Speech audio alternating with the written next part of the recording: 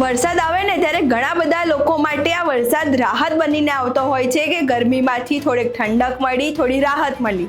પણ ઘણા બધા લોકો માટે એ જ વરસાદ મુશ્કેલી બનીને આવતો હોય છે. ઘરની બહાર પાણી ભરાઈ જવું, ઘરની અંદર પણ પાણી આવી જવું અને આ જ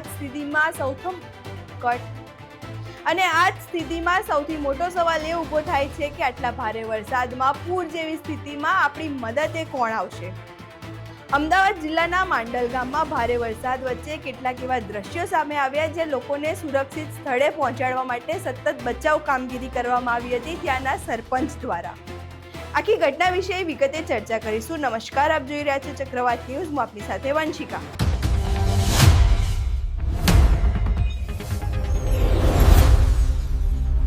અમદાવાદ જિલ્લાના માંડલ ગામમાં ભારે વરસાદને કારણે અનેક નીચાણવાળા વિસ્તારોમાં વરસાદી પાણી ભરી ગયા હતા, જેના કારણે ઘણા લોકોના ઘરોમાં પણ પાણી ઘૂસી જતા સામાન્ય જનજીવન પ્રભાવિત થયું હતું.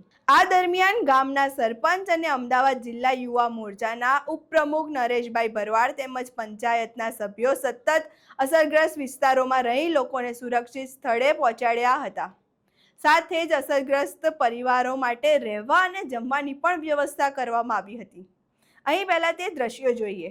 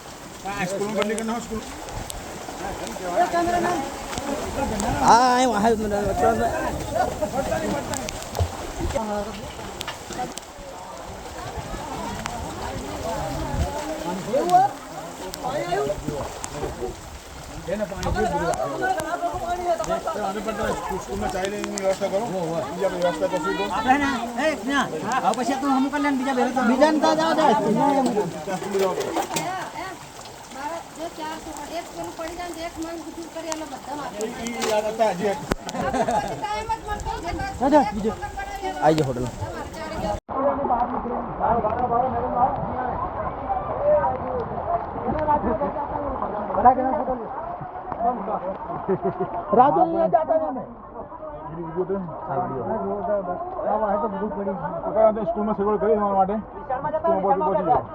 जमवानी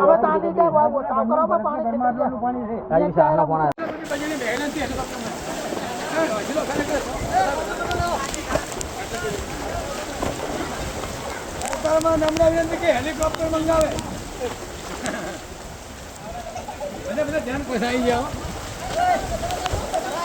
અહીં તમે આ દ્રશ્યો જોયા. ભારે વરસાદ જેવી મુશ્કેલ પરિસ્થિતિમાં પણ માંડલ ગામના સરપંચ નરેશભાઈ ભરવાડ અને પંચાયતની ટીમે સતત બચાવ કામગીરી કરીને અનેક લોકોને સુરક્ષિત સ્થળે પહોંચાડ્યા હતા અને રહેવા જમવાની વ્યવસ્થા પણ ઊભી કરી હતી.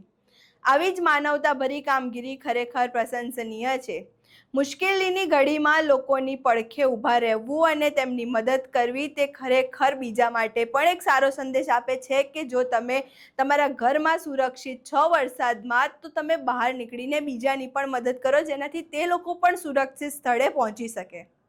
અહીં તમે આખી ઘટના સાંભળી. આ ઘટનાને લઈને તમારા શું મંતવ્યો છે? તમારા વિસ્તારમાં કેવો વરસાદ છે, કેટલું પાણી ભરાયું છે અને કેવી સ્થિતિ છે, તેમને કમેન્ટ બોક્સમાં જરૂરથી જણાવજો. અમારો વિડીયો પસંદ આવ્યો હોય તો વિડીયોને લાઈક કરો, શેર કરો અને અમારી ચેનલને સબસ્ક્રાઇબ કરવાનું ભૂલશો નહીં. નમસ્કાર.